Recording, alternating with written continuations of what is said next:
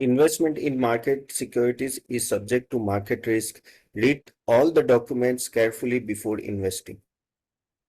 नमस्कार दोस्तों, कैसे हो आप लोग। और आज मार्केट में एक अच्छी खासी रिकवरी है और रिकवरी के रीजन बहुत सारे डिटेल में बात करेंगे, लेकिन बहुत एक बड़ा रिलीफ है कि 200 पॉइंट का जो मार्केट में अपटिक है। काफी टाइम से वीक वीक रहा है मार्केट। एफआई की सेलिंग होती जा रही है, रिजल्ट सीजन इतना कुछ खास रहा नहीं और वो सब रीजन है।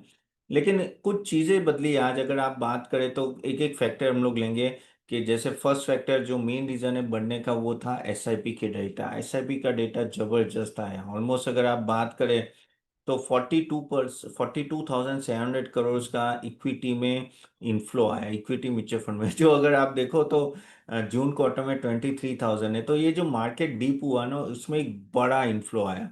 और SIP contribution monthly record high पे ऑलमोस्ट 28,400 करोड़ का, जो पहले 27,600 करोड़ का था, तो वो भी एक हाईएस्ट लेवल पे आया। एसआईपी अकाउंट्स ऑलमोस्ट 9.45 करोड़ आ गया, ऑलमोस्ट 25 लाख कह सकते हैं नए एडिशन आए। और अगर कह सकते हैं कि बहुत टाइम के बाद तो इतने एडिशन भी देखे, तो एसआईपी का अगर कंट्रीब्यूशन नंबर ऑफ अकाउंट तो 9.11 करोड़ ऑलमोस्ट हो गया है। और एसआईपी स्टॉपेज रेशियो थोड़ा बढ़ गया है, 62% है जो लास्ट 56% था। तो स्टॉपेज यानी जो कह सकते हैं ना कि जिन्होंने एसआईपी स्टॉप किया, लेकिन एडिशन इतना अच्छा था, कोई प्रॉब्लम नहीं आया। तो क्यों आया एडिशन जुलाई में? तो रीजन वही है कि मार्केट गिरा हुआ था तो सब लोग उसका कह सकते हैं ना कि बेनिफिट ले रहे थे, और इसलिए आपने देखा कि किस तरह से मार्केट में एक अच्छी खासी है। तो वो एक बहुत ही बड़ा पॉजिटिव पॉइंट था जिसके वजह से थोड़ा कह सकते हैं कि डोमेस्टिक इंस्टीट्यूशन ने मार्केट को ऊपर खींचा। Domestic institution continuous I think 14-15 ऐसे तो कुछ महीनों से कंटिन्यूस बाई करे, लेकिन एफआई पिछले 14 सेशन 15 सेशन से सेल ही करते जा रहे हैं। उसके सामने डीआईआई है कि वो कहते हैं ना कि लास्ट मैन स्टैंडिंग है, और वो लास्ट मैन स्टैंडिंग है, अपने को बचा के रखा हुआ है। सो एसआईपी का डेटा बहुत ही अच्छा है। दैट शोज के yes, people have faith in mutual fund और वो मार्केट में इन्वेस्ट करना चाहते हैं। तो आगे जाके देखते किस तरह से लो। लेकिन एक समय पे मुझे याद है नीलेश शाह ने भी बोला था कि वो जो कोटक के एमडी के भाई, एक समय पे एसआईपी का डेटा 1 लाख पर मंथ होगा, और जो अभी 28,000 है। तो वो चीज हो सकती है। देखो आगे ये 13-14 हज़ार करोड़ का था, अभी 28,000 करोड़ का। तो आप देखो कि किस तरह से डेटा फ्लो हो रहा है। और बाकी भी और रीजन है जो मार्केट में अगर आप देखो ना, तो आईपीओ बहुत अच्छे चले हैं। लेकिन आगे जाने से पहले गाइस, हमारी ऑफर चल रही है गाइस। कल हमारी रक्षाबंधन ऑफर थी। आज अगर सेशन किसी ने अटेंड नहीं किया हो तो मैं आप जरूर अटेंड कीजिएगा। और ये वेनसडे भी सेशन है, फ्रीडम ऑफर है।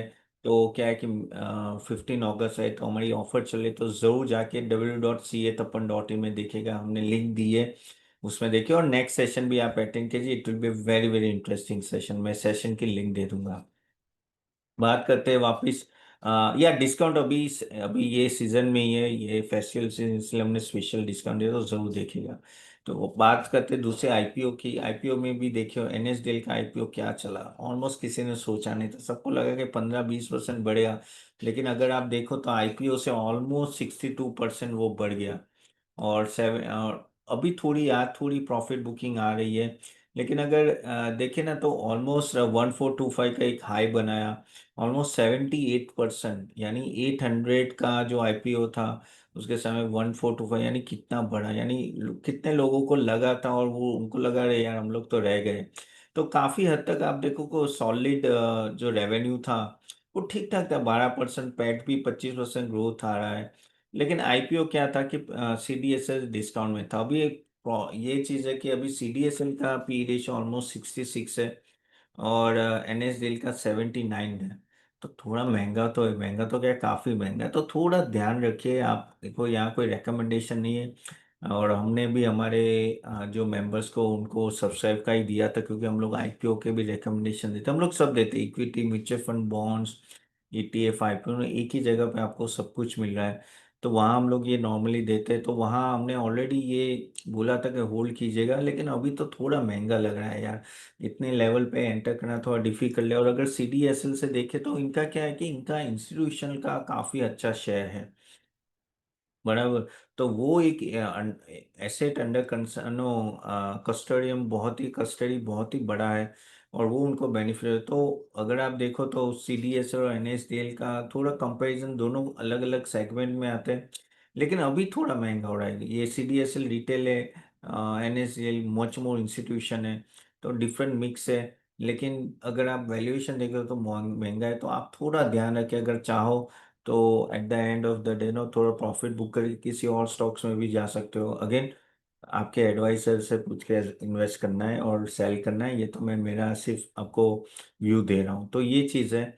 दूसरी एक पॉइंट जो थोड़ी काफी चर्चा में आ जाएगी, वो एस नेरेन की। एस नेरेन जब भी बात करते हैं ना तो बहुत ही फोकस में आ जाते हैं, और काफी लोग उनको नोटिस भी करते हैं। अगर एस नेरेन ने लास्ट टाइम बोला था भाई स्मॉल कैप में बड़ा ओवर वैल्यूएशन, और वो बात क्या चली थी ना, सब लोग उसकी ही बात करें। तो उन्होंने ये बोला कि भाई एस नेरेन ने बोला कि भाई इंडिया तो काफी एक्सपेंसिव है compare to Korea, Brazil, Taiwan, China, और अदर देन इंडिया ज्यादा एट्रैक्टिव लग रहा है।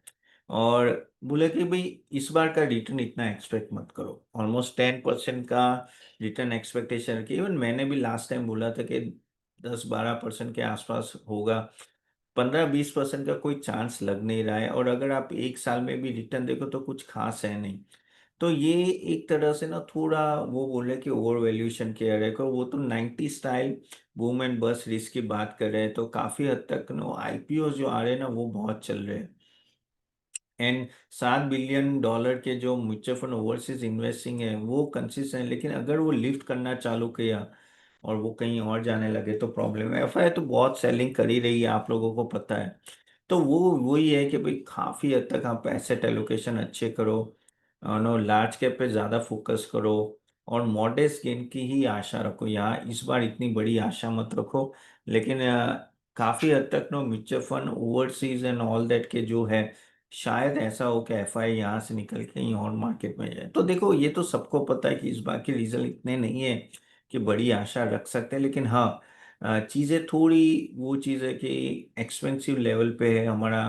अगर आप देखो तो निफ्टी लेवल पे P रेशियो भी 21-22 है, तो थोड़ा होना हायर साइड है, तो वो उसके वजह से ना एक्सपेंसिव लग रहा है। तो जबकि US मार्केट नास्टेक देखो ऑल टाइम हाई टच कर रहा है कंटिन्यूस, तो आप देख सकते हो दोनों में कितना बड़ा डिफरेंस है। ठीक है, और इसलिए काफी लोग अभी US में भी इन्वेस्ट कर रहे हैं all that. But yes, things are much more different than what we are thinking here. अगर बाकी और एक स्टॉक की बात करें तो PG इलेक्ट्रोपास की बात करनी चाहिए, क्योंकि ये स्टॉक ऑलमोस्ट 40% 4 सेशन में गिरा है। अगर आप देखो तो बहुत ही जबरदस्त गिरा है। और ये वही AC component and all that, तो कॉम्प्रेशन ऑल दैट अगर आप देखो ना तो इस बार का जो समर था वो जल्दी खत्म हुआ, और इस बार डिमांड भी इतनी नहीं थी, तो उसके वजह से ना उन्होंने पैट में almost year on year 21% negative year on year growth है, 54% क्वार्टर क्वार्टर है। और उसके वजह से ना काफी सब ब्रोकिंग हाउस ने अपने प्राइसेस स्लैश कर दिया। अब वो 150 से 1500 तक ते आया था, तब किसी ने बोला नहीं था। और अभी सडनली सबने अपना प्राइस हिट कर दिया, और देखो 40% 50% से ही गिर गया। तो ऑफ कोर्स वो मैनेजमेंट बोल रहे कि भाई वीक समर ऑर्डर कैंसलेशन जून जुलाई में हुए, इसलिए और इन्वेंट्री जो पड़ी है एक्स्ट्रा वो ना अक्टूबर नवंबर में ठीक होगी। अब ये सुन के मार्केट ने तो जबरदस्त गिरा दिया। कैसे, नुआ में तो ऑलमोस्ट 710 का प्राइस दे दिया। तो यही है कि आप देखो कि ऐसा ही होता है कि जब कोई स्टॉक बहुत बढ़ जाता है ना, आपको थोड़ा केयरफुल रहना है, क्योंकि अगर कुछ प्रॉब्लम है तो ये स्टॉक ऐसे गिरेंगे कि आपके कंट्रोल में भी नहीं रहेंगे। तो ये चीज आपको तो है, तो इन्वेंट्री कितनी तरह से फास्ट तरह से वो अनवाइंड होगी, AC की डिमांड कैसी रहेगी, सीजन कैसा रहेगा उस पे। अब वो बैठ कर है कि भाई क्या क्या होता है कि समर में भी बीच में थोड़ा गर्मी का माहौल आ जाता है, तो उसमें अगर वापस डिमांड ऊपर आती है तो अच्छा रहेगा। लेकिन हाँ, ओवरऑल सिचुएशन इतनी अच्छी नहीं है, और मार्जिन का भी प्रॉब्लम है, क्योंकि कैंसलेशन अभी काफी ऑर्डर हो गए, तो वही चीज इसमें हो रही है। तो वही सेम चीज आप देखो वोल्टास में भी इम्पैक्ट आ रहा है। वोल्टास का भी स्टॉक अगर आप देखो तो 8% गिरा आज। ऑलमोस्ट AC में वही हो रहा है कि AC की डिमांड है। और ये मैं आई थिंक आप मुझे टीवी में भी फॉलो कर रहे होंगे, तो मैंने काफ़ी टाइम बोला, इवन यूट्यूब चैनल में बोला है कि मुझे इस बार AC के इश्यूज लग रहे हैं, AC में डिमांड कम है, और वो रिजल्ट आने के बाद ही पता चलेगा। तो अगर आप देखो तो नेट प्रॉफिट भी ऑलमोस्ट अच्छा खासा इनका 58% गिरा, रेवेन्यू भी 20% गिरा। तो ये EBITDA में भी अच्छा खासा फॉल दिख रहा है। तो आप देखिए कि काफी हद तक ना वीक नंबर रहे, और यहाँ से भी ऐसा लग रहा है कि थोड़ा सेकेंड समर और फेस्टिवल सीजन में कुछ बूस्ट आता है तो ठीक है, नहीं तो क्योंकि यही मेन सीजन है, अगर मेन सीजन में अगर आपके नंबर्स खराब आते हैं ना तो उसका इम्पैक्ट बड़ा रहता है। तो वो चीज़ आप वोल्टास में भी देख रहे हो, अच्छा खासा कह सकते हैं ना कि मिस हुआ, तो वोल्टास भी गिरा। और ये चीज मैंने पहले ब्लू स्टार के लिए भी बोली थी, अगर लास्ट टाइम आपने मुझे सुना होगा, दोनों ब्लू स्टार वोल्टास के लिए मैंने बोला था कि ना थोड़ा केयरफुल हो, इसलिए हम लोग ये रेकमेंड भी नहीं करते हमारे मेंबर्स को। बाय द वे गाइस, जैसे मैंने बोला हमारी ऑफर चले तो www.ca-tapan.in जाके जरूर देखिएगा, बहुत ही अच्छी ऑफर, रैली हम लोग ऐसे ही ऑफर देते हैं। और अब बात करते हैं अभी डिफेंस स्टॉक्स की। डिफेंस स्टॉक्स में आज थोड़ी तेजी थी, क्यों? क्योंकि भाई राजनाथ सिंह ने बोला कि भाई ये सब डेटा पैटर्न देख लो, पारस एस्ट्रा माइक्रोवेव, नो मेजागोन, सब लोग 3-4% से अप थे, क्योंकि at the end of the day no जो डिफेंस मिनिस्टर ने बोला कि भाई राजनाथ सिंह ने कि हमारा 1.5 लाख करोड़ का ऑलमोस्ट प्रोडक्शन हो गया, जो 18% का जंप है ईयर ऑन ईयर, और एक्सपोर्ट भी ऑलमोस्ट 23,000 करोड़ का पहुंचा है। तो गवर्नमेंट ऑफ कोर्स पुश कर रहा है, ऑर्डर बुक तो अच्छी खासी आ रही है, बस वो एग्जीक्यूशन है कि क्या ये एग्जीक्यूशन कर पा रहे कि नहीं कर रहे। और थोड़ा वैल्यूएशन का भी नजर रखना पड़ेगा, क्योंकि क्या होता है कि ये सभी कंपनीज अच्छे खासे वैल्यूएशन में घूम रही है, डिमांड बढ़ी है, मल्टी ईयर मेगा ट्रेंड है, लेकिन वही है कि क्या वो एग्जीक्यूशन सही लेवल पे कर पा रहे हैं और क्या वो प्रॉफिटेबिलिटी मेंटेन कर पा रहे हैं, क्योंकि मार्जिन एक्सपांशन का भी होना चाहिए, ऐसा नहीं है कि।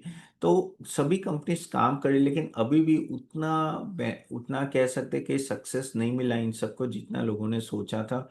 और इसलिए काफी सारे आप देखो, मेजागॉन देख लो, उन्होंने भी आई थिंक कितना 500 करोड़ का इस बार प्रोविजन किया, लास्ट मंथ भी किया था। अगर आप जैन टेक्नोलॉजी देखो, उसका भी रिजल्ट अच्छा है। तो ये सब स्टॉक गिरे थे, आज थोड़े अप है, लेकिन प्लीज प्लीज वैल्यूएशन देख के ही इन्वेस्ट करना जरूरी है। और चलिए अभी बात करते हैं टाटा मोटर्स के बारे में। टाटा मोटर्स का देखो वीक प्रिंट आया, बहुत इतना अच्छा नहीं आया था, लेकिन जो एस्टीमेट था उसके सामने अच्छा था, इसलिए आज टाटा मोटर्स थोड़ा अप था।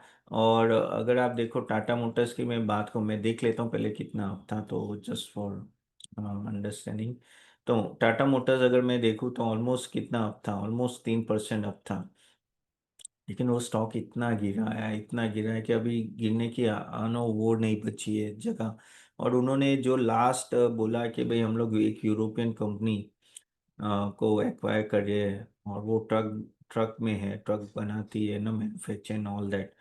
तो उसके वजह से अगर आप देखो उसका मार्जिन थोड़ा लोअर लेवल पे था, इसलिए वो मार्जिन काफ़ी गिरा था। जैगुआर लैंड रोड का अगर रेवेन्यू देखे, बीटा देखे, तो कंपैरेटिवली ओके था, लेकिन वही है कि आगे जाके क्या होगा, क्योंकि at the end of the day demand अभी भी जैगुआर लैंड रोड की कम है, और उनका जो जो उन्होंने नया वेंचर अभी बाई कर रहे हैं उसका भी मार्जिन कम है। तो ये सब चीज़ों की वजह से ना थोड़ा इन्वेस्टर कम्युनिटी थोड़ा वो कह सकते हैं कि इतने बुलिश नहीं कि भाई आगे जाके क्या होगा किसी को पता नहीं। तो वो चीज़ आपको थोड़ा ध्यान में रखनी है। ये स्टॉक देखो 650 के आसपास घूमते रहते हैं, 610 के नीचे, 220 के नीचे ये जाता नहीं, तो उस लेवल पे बहुत ही अच्छा सपोर्ट है। इवन इस लेवल पे भी अच्छा खासा नो कह सकते हैं कि नीचे गिर चुका है अपने टॉप से।